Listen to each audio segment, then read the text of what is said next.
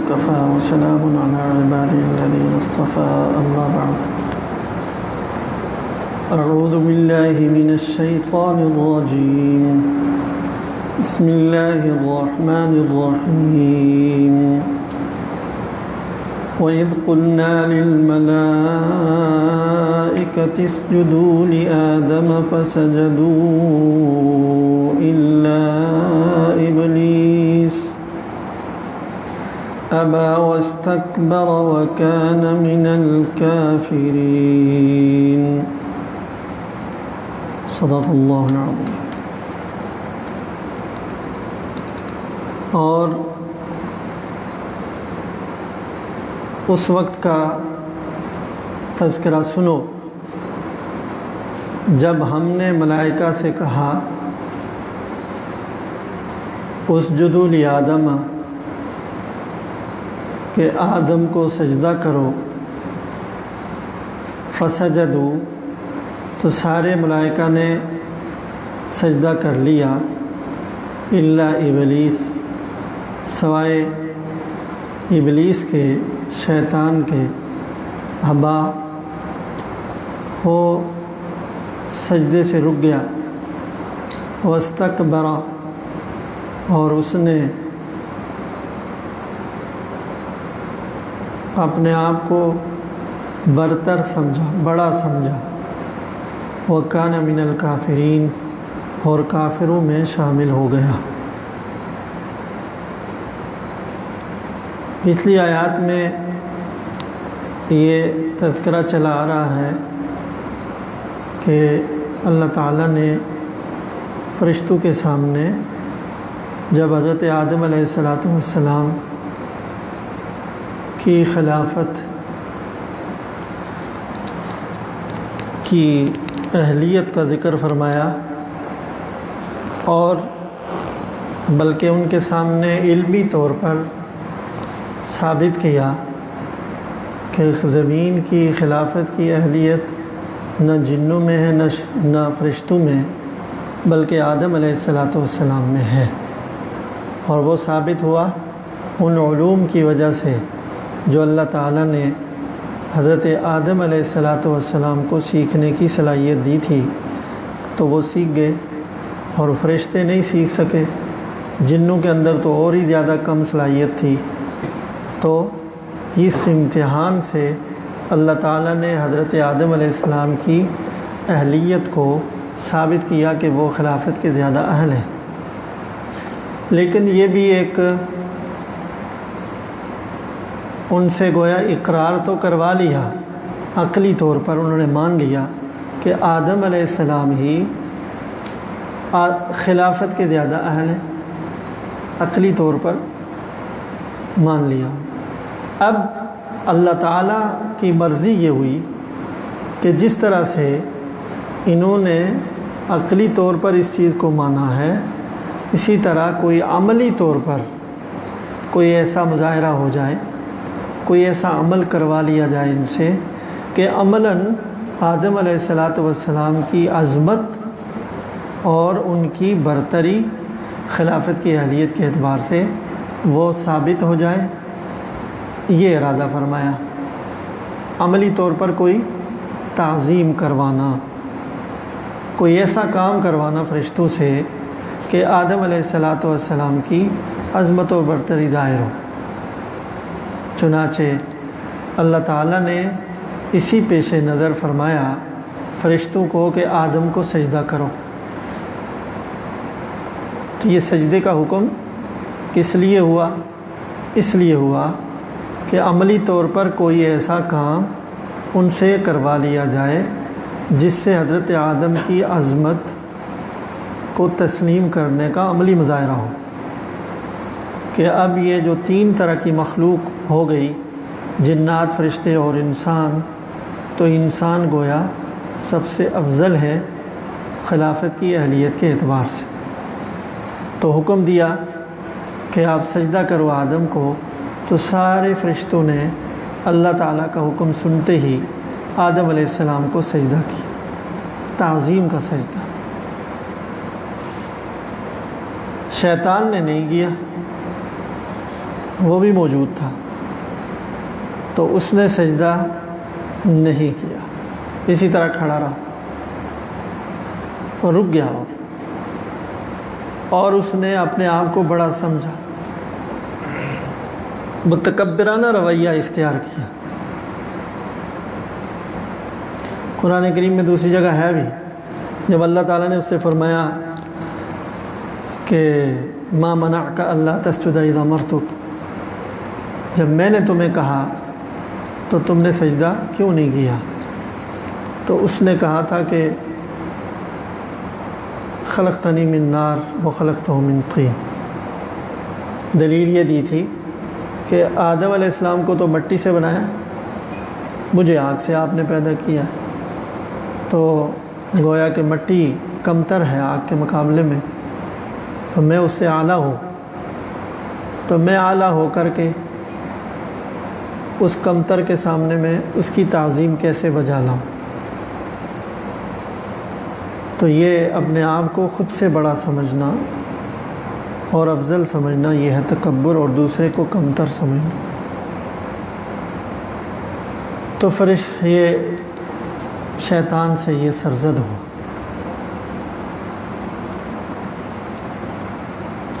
یہ جو سجدہ ہے شیطان سے کہ اس انکار سے متعلق جو کچھ اسباق میں آگے عرض کرتا ہوں انشاءاللہ۔ یہ جو سجدہ ہوا فرشتوں سے جو کہا اللہ تعالیٰ نے، تو سجدہ اللہ تعالیٰ کے علاوہ کسی اور مخلوق کے لیے اس کی کیا حیثیت ہے؟ تو یہ طے شدہ بات ہے کہ تمام امتوں میں، تمام انبیاء کی شریعت میں شرک اور کفر دونوں منع حرام رہے۔ البتہ بعض اعمال بعض اوقات کسی شریعت میں جائز رہے، دوسری شریعت میں منع ہو گئے۔ ان اعمال میں سے ایک تعظیم کے لیے کسی کو سجدہ کرنا ہے، یا استقبال کے لیے سجدہ کرنا، یعنی جو لوگوں کو ملاقات کے وقت جو رسم اور عادت ہے ملنے کی، دوسرے کے استقبال کرنے کی، وہ مختلف ہو سکتی ہے، اور آج کل بھی رسم و رواج کے لحاظ سے کہ جب کوئی ملنے کے لیے آئے پہلی دفعہ تو اس کو جو سلام کرتے ہیں، مصافحہ کرتے ہیں، عربی میں اس کو تحیہ کہتے ہیں۔ اول ملاقات میں جو انسان دوسرے کے ساتھ برتاؤ کرے، چاہے وہ کچھ کلمات کہے یا اپنے جسم سے کوئی عمل ظاہر کرے، تو یہ جو ہے یہ ہر زمانے میں لوگوں کی عادت کے لحاظ سے اس میں اختلاف ہوتا رہتا ہے۔ تو اس طرح کی کوئی چیز پہلے زمانے میں رہی ہے بعض شریعتوں میں کہ ملاقات کے وقت سلام کی جگہ، مصافحے کی جگہ خاص طرح سے جھک جانا، یہ بھی شامل تھا۔ کسی کی تعظیم کے لیے، کوئی بڑا آدمی آیا تو اس کی تعظیم ظاہر کرنے کے لیے، اس کی عزت، اس کی بڑائی ظاہر کرنے کے لیے ایک عادت اور ایک رواج یہ رہا کہ جھک جاتے تھے اس کے سامنے۔ تو بعض شریعتوں میں اس کو جائز قرار دیا گیا۔ بعض حضرات کا خیال یہ ہے کہ یہاں جس سجدے کا ذکر ہے تو اس سجدے سے مراد پیشانی زمین پر ٹکانا نہیں ہے، عزت کی خاطر جھک جانا ہے، اور یہ جھکنا گزشتہ شریعتوں میں ملاقات اور استقبال کے لیے، کسی کی عزت افزائی کے لیے یہ جائز تھا، لیکن رسول اللہ صلی اللہ علیہ وسلم کی شریعت میں منع ہو گیا۔ وجہ عرض کروں گا۔ تو سجدے کا ایک معنی یہ بھی ہے اور یہ معنی کیا گیا ہے، اور دوسرا معنی جو سجدہ، جس کو ہم سجدہ سمجھتے ہیں کہ پیشانی زمین پر رکھنا، ناک زمین پر رکھنا، اس معنی میں اگر سجدہ ہو تو اس کا بھی کہا گیا ہے، مفسرین نے اور محدثین نے ذکر کیا ہے کہ گزشتہ امتوں میں یہ سجدہ بھی کسی کی عزت کے بتانے کے لیے، جس کو تعظیمی سجدہ کہتے ہیں، اس کی اجازت تھی۔ چنانچہ 2 سجدے قرآن میں ذکر ہے، ایک حضرت آدم علیہ السلام کو جو سجدہ کیا ہے فرشتوں نے، اور حضرت یوسف علیہ السلام کو ان کے بھائیوں نے، والدین نے سجدہ کیا تھا۔ تو یہ دونوں سجدے تعظیم کے کہلاتے ہیں، یہ سجدہ عبادت نہیں ہے۔ وہ سجدہ جو عبادت کے طور پر ہو، وہ اللہ کے علاوہ کسی اور کو کرنا، وہ تو شرک ہے، تو یہ ہر شریعت میں منع ہو۔ البتہ جو سجدہ عبادت کے طور پر نہ ہو، کسی کو معبود سمجھ کر کے نہ ہو، تعظیم کے لیے ہو، تو یہ بعض شریعتوں میں جائز رہا۔ لیکن عبادت کے طور پر سجدہ یہ کبھی بھی جائز نہیں رہا، اور نہ ہی فرشتوں نے جو یہ سجدہ کیا ہے، یا یوسف علیہ السلام کے بھائیوں نے جو ان کو سجدہ کیا ہے، وہ بھی عبادت کے طور پر نہیں تھا۔ فرشتوں نے یہ نہیں سمجھا کہ آدم معبود ہیں، عبادت کے لائق ہیں، ہم ان کو سجدہ کر رہے ہیں ان کی رضا کے لیے، نہیں، بلکہ اللہ کا حکم سمجھ کر کے اللہ کی رضا کے لیے کیا ہے۔ دراصل یہاں بھی اصل اللہ کے حکم کو ہی پورا کرنا ہے، نہ کہ آدم علیہ السلام کی خوشنودی ہے۔ اسی طرح یوسف علیہ السلام کے بھائیوں نے جو سجدہ کیا، وہ بھی اللہ تعالیٰ کی عظمت اور بڑائی کے سامنے کہ اللہ نے ان کو یہ شرف عطا فرمایا ہے، تو تعظیم تو کی یوسف علیہ السلام کی، لیکن وہ عبادت کا سجدہ نہیں ہے، تعظیم کا سجدہ۔ عبادت کے سجدے کے لیے تو فرمایا گیا ہے کتنی کہ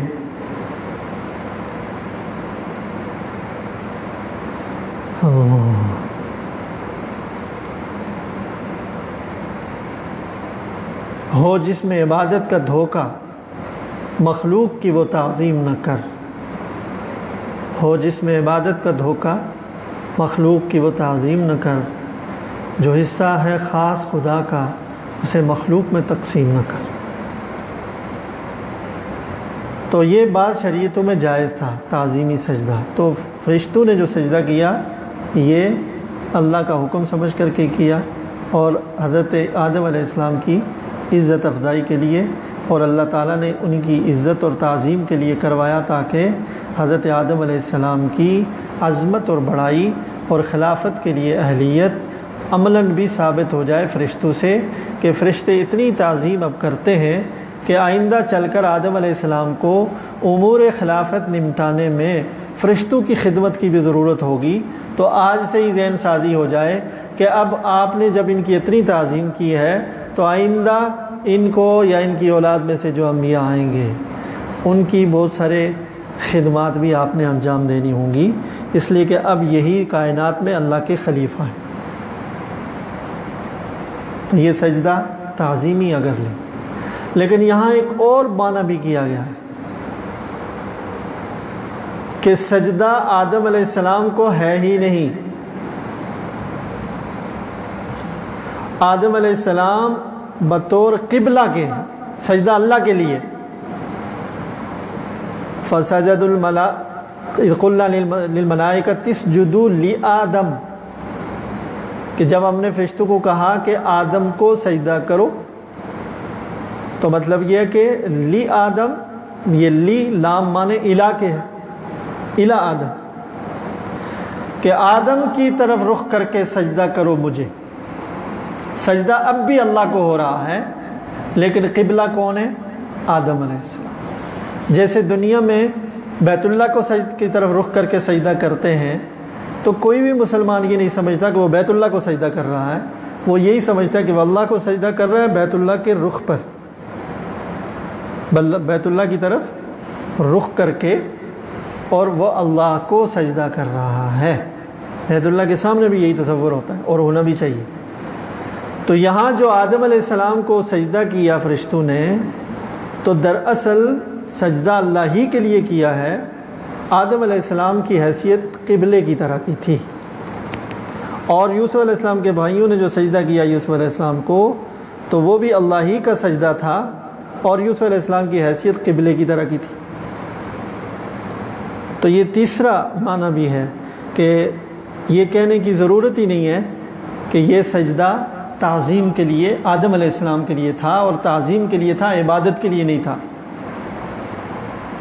تعظیم کے لیے کہنا اور یہ کہ عبادت کے لیے نہیں تھا، یہ جب کہنا پڑتا ہے جب یہ مانا جائے کہ یہ سجدہ آدم کو کیا فرشتوں نے۔ جب یہ معنی نہ لیا جائے بلکہ یہ کہا جائے کہ آدم علیہ السلام کی طرف رخ کر کے انہوں نے اللہ کو سجدہ کیا، اور آدم علیہ السلام کو قبلہ بنانا بھی حضرت آدم علیہ السلام کی تعظیم ہے، کہ اللہ تعالیٰ کہتے ہیں کہ یہ اتنی میری پیاری مخلوق ہے، مجھے جو سجدہ کرنا ہے اس کی طرف رخ کر کے سجدہ کرو۔ تعظیم اس میں بھی آ گئی، اور برتری اور فوقیت اور فرشتوں کو ذہن سامنے جو رکھنی تھی وہ اس میں بھی ہے، لیکن سجدہ یہاں اللہ کے لیے ہے، آدم علیہ السلام کے لیے نہیں، نہ تعظیم کے لیے نہ عبادت کے لیے تو ہے ہی نہیں، تعظیم کے لیے بھی نہیں، سجدہ صرف اللہ کے لیے، اور آدم علیہ السلام اس سجدے کا قبلہ ہیں۔ تو یہ معنی اس لیے کیا گیا ہے کہ سجدہ ایسی چیز ہے، اتنی عظمت والی چیز ہے کہ وہ اللہ تعالیٰ ہی کے لیے خاص ہے، اور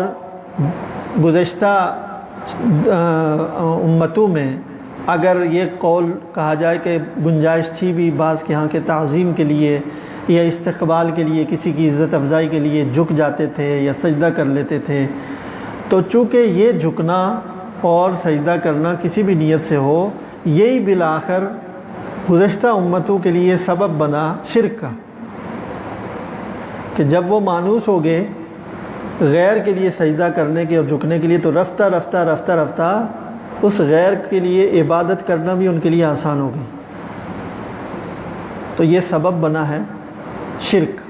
گزشتہ امتوں میں۔ اس لیے نبی کریم صلی اللہ علیہ وسلم چونکہ خاتم النبیین ہے، آپ کے بعد کوئی نبی آنے والا نہیں ہے، اور آپ کی شریعت آخری شریعت ہے، تو آپ کی شریعت میں ایسی چیزیں بھی منع کر دی گئیں کہ جو کسی زمانے میں جائز بھی تھی اور بذات خود وہ شرک نہیں بھی ہیں، لیکن وہ شرک کا ذریعہ بن سکتی ہیں یا شرک کا شائبہ اس میں ہے، تو وہ بھی منع کر دی گئی، کہ اتنا کسی کے سامنے جھکنا جو رکوع کی طرح ہو جائے یا سجدے کی طرح، وہ بھی منع ہے، چاہے وہ عبادت کی نیت سے نہ ہو، تعظیم کے لیے۔ نبی کریم صلی اللہ علیہ وسلم نے تو ہاتھ باندھ کر کے کھڑے ہونے سے بھی منع فرمایا کہ میرے سامنے ایسے مت کھڑے ہوں جس طرح کے عجب کے بادشاہوں کے سامنے ان کے ماننے والے اور ان کے عوام کھڑے ہوتے، میرے سامنے ایسا مت کھڑے ہوں۔ نبی کریم صلی اللہ علیہ وسلم تشریف فرما تھے، آپ کے پاس لوگ آئے باہر سے ناواقف، انہوں نے پوچھا کون ہے محمد صلی اللہ علیہ وسلم؟ نبی کریم صلی اللہ علیہ وسلم صحابہ میں مل جل کر گھل مل کر بیٹھتے تھے، اور جب ضرورت پڑی خطاب اور وعظ کی کہ لوگوں کو نظر آئیں تو ممبر بنایا تھا اور اس پر بیٹھ کر کرتے تھے، عام حالات میں ساتھ ہی بیٹھتے تھے، ساتھ بیٹھے ہوئے تھے۔ پوچھا انہوں نے تو لوگوں نے بتایا کہ وہ بیٹھے ہوئے، آپ نے فرمایا کہ ہاں کہو کیا کہنا ہے۔ تو جب رسول اللہ صلی اللہ علیہ وسلم پر ان کی نظر پڑی اور رسول اللہ صلی اللہ علیہ وسلم کی نظر ان پر پڑی تو کپ کپی طاری ہو گئی ان پر، اور ایسا ہوتا تھا جب کوئی اجنبی آدمی اگر رسول اللہ صلی اللہ علیہ وسلم نگاہ اٹھا کر دیکھ لیں تو اجنبی آدمی مرعوب ہو جاتا تھا۔ صحابہ کہتے ہیں، صحابہ کرام فرماتے ہیں کہ رسول اللہ صلی اللہ علیہ وسلم کی اول ملاقات تو کوئی کم ہی برداشت کرے گا، لیکن اذا خالطہ، جب کوئی گھلتا ملتا تھا تو پھر خوف اور رعب نہیں، پھر رسول اللہ صلی اللہ علیہ وسلم پر مر مٹ جاتا تھا، کہ ایسی محبوبیت تھی، ایسی ریشم کی طرح نرم اور ملائم تھے کہ پھر آدمی محبت میں ڈوب جاتا تھا، لیکن اول وہلے میں رعب پڑتا تھا، تو وہ کانپنے لگے۔ تو رسول اللہ صلی اللہ علیہ وسلم نے فوراً فرمایا کہ مت خوف کھاؤ، لا تخف، خوفزدہ کیوں ہوتے، گھبراؤ مت، میں کوئی بادشاہ نہیں ہوں، میں اللہ کا بندہ اور اس کا رسول۔ تو مطلب بادشاہوں سے، سلطانوں سے خوف ہوتا ہے کہ پتہ نہیں کب مزاج شاہی میں کوئی آ جائے، میں اللہ کا بندہ اور اللہ کا رسول، اطمینان سے کہو جو کہنا ہے۔ تو رسول اللہ صلی اللہ علیہ وسلم نے ایسی اپنی ہستی کو اس طرح سے ظاہر فرمایا کہ تاکہ کوئی شرک کا شائبہ بھی نہ رہے۔ ایک مرتبہ کچھ صحابہ کرام شام سے واپس آئے، نئے تھے، بہت زیادہ صحبت یافتہ نہیں تھے، تو مسلمان ہوئے آ کر، تو انہوں نے کہا کہ یا رسول اللہ، ہم نے ایران والے لوگوں کو دیکھا ہے، عجمیوں کو، کہ وہ ان کا جو معبد ہے بڑا ہے، اس کے سامنے سجدہ کرتے ہیں، یہ سجدۃ التحیہ والتعظیم،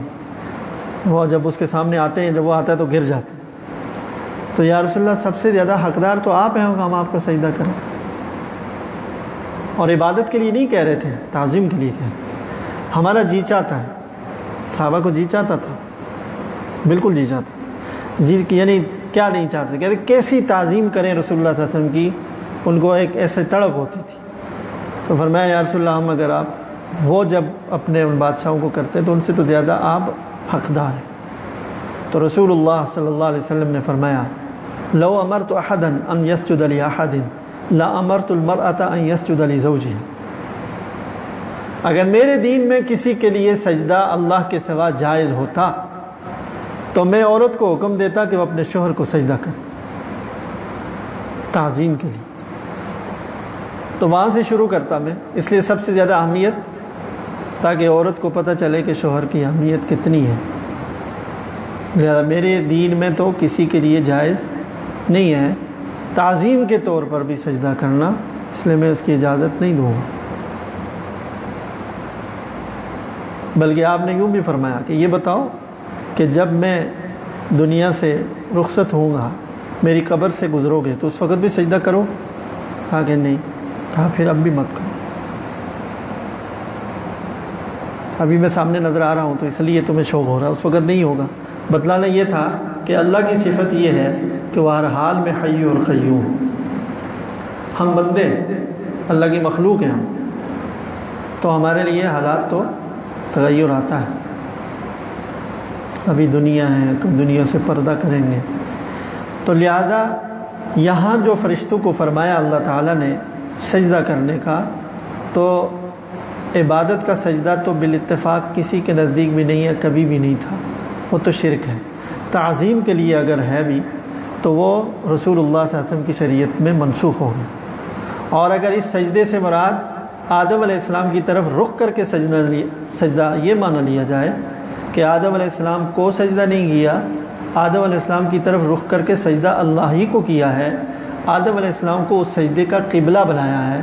تو تعظیم تو پھر بھی آدم علیہ السلام کی ظاہر ہو گئی، لیکن سجدہ ان کو نہ ہوا۔ اس صورت میں پھر یہ کہنے کی ضرورت بھی نہیں ہے کہ سجدہ تعظیمی منسوخ ہو گیا، گویا سجدہ تعظیمی وہ تھا ہی نہیں کہ جسے منسوخ کیا جاتا۔ خیر، فرشتوں نے سجدہ کیا، اور فرشتوں کے اندر چونکہ یہ ابلیس بھی تھا، تو ابلیس کو بھی سجدے کا حکم ہوا، اس نے نہیں کیا۔ چاہے آدم علیہ السلام قبلہ ہوں تب بھی نہیں، اس کی طرف رخ، اس کی تعظیم ظاہر کرنے کے لیے میں سجدہ نہیں کروں۔ سجدے سے وہ رک گیا، اس نے انکار کیا۔ تو فرشتوں کو حکم ہوا تھا، تو فرشتوں کو حکم ہونے کے ساتھ جنوں کو بھی حکم ہو گیا، اس لیے کہ جب سب سے افضل مخلوق جو اس وقت تھی ان کو سجدے کا حکم ہے، یعنی فرشتے، تو جنات خود ہی شامل ہو گئے، اس لیے کہ وہ تو ان سے کم درجے کی مخلوق۔ جب فرشتوں کو حکم ہو رہا ہے کہ آدم کی طرف رخ کر کے سجدہ کرو یا آدم کو سجدہ تعظیمی کرو، تو جنات خود بخود شامل ہو گئے۔ یا یہ ہے کہ باقاعدہ جنات کو بھی کہا گیا ہے، یہ میں اس لیے کہہ رہا ہوں کہ یہاں کہا گیا اذ قلنا للملائکہ، آیت میں یہ کہ جب ہم نے فرشتوں سے کہا سجدہ کرو تو سب نے کیا، ابلیس نے نہیں کیا۔ تو ایک طالب علم نا سوال پیدا ہوتا ہے کہ فرشتہ تو سجدے کا حکم تو فرشتوں کو ہو رہا ہے اور جنات کو تو تھا ہی نہیں، تو اس کا ابلیس کے انکار کو، سجدے سے انکار سے، اس پر کیا الزام ہے یا اس کا کیا جرم ہے، اس لیے کہ سجدے کا حکم تو یہاں ذکر ہو رہا ہے کہ فرشتوں کو کہا ہے، اور آگے فرمایا جا رہا ہے کہ فرشتوں کو حکم ہوا سجدے کا اور شیطان نے سجدہ نہیں کیا، تو حکم تو فرشتوں کو ہے۔ تو اس سوال کا میں جواب دے رہا ہوں، سوال جواب کے عنوان کے بغیر، کہ فرشتوں کو جب حکم ہوا تو جب سب سے افضل مخلوق کو ہو گیا تو اس وقت جو مخلوق موجود تھی اس کائنات میں ان سب کو گویا حکم، ان سب کو حکم ضمناً ہو گیا کہ چلو بھائی سب سجدہ کرو۔ دوسرا معنی، دوسرا یہ بھی احتمال ہے کہ یہاں تو ذکر فرشتوں کو سجدے کا ہے تو جنات کو بھی کہا ہو لیکن ان کا ذکر نہیں کیا یہاں آیت میں، تو باقاعدہ ان کو بھی حکم ہوا ہو کہ تم بھی سجدہ کرو۔ بہرحال اتنا ثابت ہے کہ ان کو بھی حکم تھا، لیکن فرشتوں نے سجدہ کیا، انہوں نے سجدہ، ابلیس نے سجدہ نہیں کیا۔ اور اس نے کیا گویا کہ وجہ پیش کی، اس نے متکبرانہ رویہ اختیار کی کہ میں چونکہ بڑا ہوں، برتر ہوں، تو میں سجدہ نہیں کروں گا۔ تو اللہ تعالیٰ نے فرمایا وَكَانَ مِنَ الْكَافِرِينَ، وہ کافروں میں شامل ہو۔ سجدہ نہ کرنے کی وجہ سے ایک سجدہ اس نے نہیں کیا تو وہ کافروں میں شامل ہو گیا۔ ہم کتنے سجدے چھوڑتے ہیں، نمازیں رہ جاتی ہیں ایک سجدہ نہ کرنے کی وجہ سے۔ ایک بزرگ نے ایک قصہ لکھا ہے، کہتے ہیں کوئی اللہ کے بندے جا رہے تھے، کوئی ایسی بندہ تھا جنگل میں سفر میں، تو شیطان بھی اس کے ساتھ ہو گیا، تو صبح سے شام تک، رات تک اس کے ساتھ رہا، تو یہ نماز نہیں پڑھتا تھا یہ بندہ۔ تو رات کو شیطان نے اس کو کہا کہ میں تجھ سے اتنے دور بھاگ کر جاؤں گا کہ تمہاری میرے درمیان گویا کہ بہت زیادہ دوری ہو جائے، مجھے نظر بھی نہ آؤ، اس لیے کہ میں نے ایک سجدے سے انکار کیا تھا تو اللہ تعالیٰ نے مجھے اپنے دربار سے محروم کر کے نکالا۔ تمہیں تو صبح سے شام تک 5 نمازوں کا وقت آیا ہے، اللہ کی طرف سے سجدے کا حکم آ رہا ہے، تم نے 5 سجدے 5 دفعہ اللہ کے حکم کو ٹھکرایا، تم تو مجھ سے بھی بڑے مردود ہو، یہ کہہ کر کے وہ بھاگا شیطان۔ تو یہ ہے تو واقعتاً بڑی خطرناک اور خوفناک بات کہ شیطان ایک سجدے کی وجہ سے مردود ہو گیا، تو اگر انسان اللہ کا حکم جب ہے 5 نمازوں کا وہ سجدہ نہیں کرے گا تو یہ کتنی ہی اللہ کے غضب کو دعوت دینے والی اور ناراضگی والی بات ہوگی۔ لیکن ایک بات سمجھ لیجیے، وہ یہ ہے کہ شیطان عملی طور پر سجدہ نہ کرنے کی وجہ سے، یعنی ایک عمل میں سستی یا غفلت کرنے کی وجہ سے یا ایک سجدہ فرض چھوڑنے کی وجہ سے مردود نہیں ہوا، اس کی نافرمانی کی وجہ عملاً کسی عمل کو چھوڑنا نہیں، اس کی نافرمانی کی بنیاد وہ عقیدہ، وہ نظریہ ہے کہ میں اللہ کے حکم کو نہیں مانتا، وہ مردود اس وجہ سے ہوا کہ اس نے کیا کیا، انکار کیا، اس سجدے کو اپنے اوپر فرض مانا ہی نہیں اور بغاوت کی۔ جبکہ ایک گناہ گار مسلمان جو نماز چھوڑ دیتا ہے غفلت کی وجہ سے تو یہ مانتا ہے کہ مجھ پر فرض تھی، مجھ سے غلطی ہوئی، تو لہذا یہ شیطان کی طرح نہیں ہے، گناہ تو ہے، کبیرہ گناہ ہے،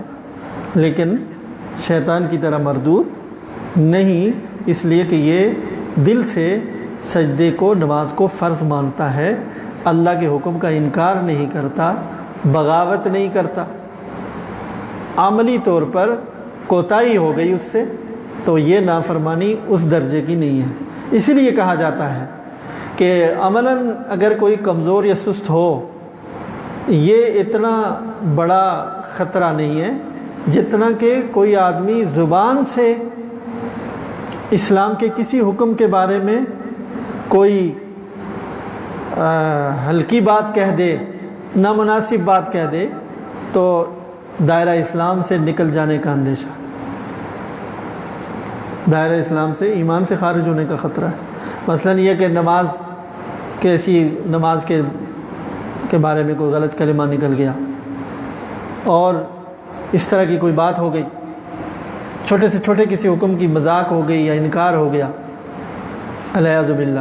جیسے کچھ کہتے ہیں کہ روزہ وہ رکھے جس کے گھر میں کچھ کھانے کے لیے نہ ہو، کسی نے کہا یہ کفریہ کلمہ، کفریہ کلمہ، کان من الکافرین۔ یہ جو اس طرح کی بات ہے، انکار کی بات، اس سے وہ دائرہ اسلام سے خارج ہو کر کافروں میں شامل ہو۔ تو آدم علیہ السلام کو جو سجدے کا حکم ہوا تھا اس کو، تو اس نے تکبر کی وجہ سے اور حسد کی وجہ سے سجدہ نہیں کیا۔ تو کہتے ہیں کہ شیطان کے لیے سب سے بڑا وبال جو اللہ کی رحمت سے محرومی کا ہوا، وہ کیا ہوا؟ تکبر اور بڑائی اور حسد، اس وجہ سے محروم ہو۔ شیخ سعدی رحمہ اللہ تعالی نے فرمایا، تکبر عزازیل را خار کرد، بزندان لعنت گرفتار کرد۔ شیطان کو تکبر نے ذلیل و خوار کیا اور لعنت کے قید خانے میں قیامت تک اس کو قید کر دیا ہے، اس لیے کہ اللہ کی طرف سے اس پر لعنت آئی۔ حضرت موسیٰ علیہ السلام کے پاس روایات میں آتا ہے کہ یہ گیا، دھوکہ دیتا ہے لوگوں کو، شیطان کی چالیں عجیب ہوتی ہیں۔ موسیٰ علیہ السلام کے سامنے جا کر مظلوم بنا، ان سے کہا کہ موسیٰ آپ کلیم اللہ ہو، اللہ تعالیٰ سے آپ کی بات چیت بھی ہے اور اللہ تعالیٰ سے آپ بات کرتے ہیں، اللہ آپ کی دعا بھی سنتے ہیں، بات بھی سنتے ہیں، تو میں گنہگار،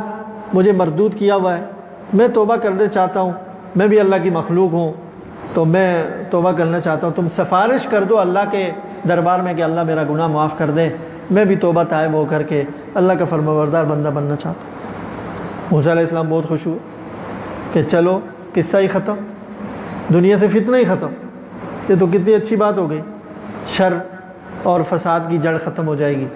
موسیٰ علیہ السلام اللہ تعالیٰ کے حضور جب حاضر ہوئے اور اللہ سے عرض کیا کہ یا اللہ، شیطان توبہ کرنا چاہتا ہے، آپ اس کے گناہ کو معاف فرما دیں۔ اللہ تعالیٰ نے فرمایا کہ موسیٰ بڑا مکار ہے، وہ بڑا مکار ہے، وہ بالکل توبہ نہیں کرنا چاہتا، جھوٹ بولتا ہے۔ کہ یا اللہ، اس نے تو اتنی قسمیں کھائیں، اتنا مجھے یقین دلایا، جب وہ کہہ رہا ہے کہ آپ معاف کر دیں وہ توبہ کر لے گا، توبہ کر رہا ہے آپ اس کو معاف کر دیں۔ فرمایا کہ اگر وہ سچا ہے تو اس کو جا کر کہو آدم کی قبر کو سجدہ کر لو، میں معاف کر دوں۔ موسیٰ علیہ السلام نے کہا کہ مسئلہ دونوں طرف سے حل ہو گیا، مذاکرات ہوتے، ٹھیک ہے، ادھر سے بھی بات لے کے ادھر دونوں طرف سے صلح کرانے کے لیے بیچ میں تھے، تو کہا کہ مسئلہ ہی حل ہو گیا، چلو ایک آپشن مل گیا۔ تو انہوں نے آ کر شیطان ملا، کیا ہوا؟ کہا جی مسئلہ حل ہو گیا ہے، بس آپ کو ایک چھوٹا سا کام کرنا ہوگا، بالکل معمولی سا کام۔ کہا کیا؟ کہا آدم علیہ السلام کی قبر ہے، اس کو سجدہ کر لو، اللہ کا حکم سمجھ کر کے۔ اللہ نے فرمایا معاف کر دوں گا، ایک دم بگڑ گیا۔ ہاں، جس کو زندگی میں نے سجدہ نہیں کیا، اس کی قبر کو سجدہ کروں؟ یہ نہیں ہو سکتا۔ موسیٰ علیہ السلام نے فرمایا کہ پھر تو تمہارے جو فخرج فإنک رجیم والی بات ہی ہے، تم مردود ہی رہو۔ تو یہ کبر اور غرور، اللہ تعالیٰ اس سے حفاظت فرمائے۔ آیت مکمل ہو گئی۔ تو اللہ تعالیٰ نے حضرت آدم علیہ السلام کی خلافت کی اہلیت کو عملی طور پر ظاہر کرنے کے لیے کہ فرشتے ان کی تعظیم بجا لائیں، تاکہ عملاً وہ ثابت ہو جائے کہ یہ خلیفہ اور نائب ہیں اور آئندہ ان کو خدمات انجام دینی ہوں گی، اس کے لیے سجدے کا حکم فرمایا۔ یہ تھا اس آیت کا حاصل۔ وآخر دعوانا ان الحمد للہ رب العالمین۔ اللہم لک